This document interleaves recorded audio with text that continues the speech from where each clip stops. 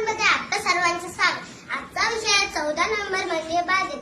14 November हा दिवस आपल्या देशाचे पहिले प्रधानमंत्री पंडित जवाहरलाल नेहरू यांचा जन्मदिवस निमित्त साजरा केला जातो। नेहरूजींना लहान मुले खूप आवडते।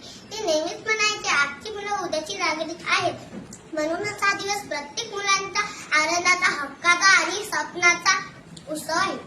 आजच्या बालदिनाच्या दिवशी आम्ही सगळ्या मोठ्यांना सांगू इच्छितो, आम्हाला फक्त अभ्यासात हुशार बनायचं नाही, आम्हाला संवेदनशील, प्रामाणिक आणि जबाबदार नागरिक बनायचं आहे।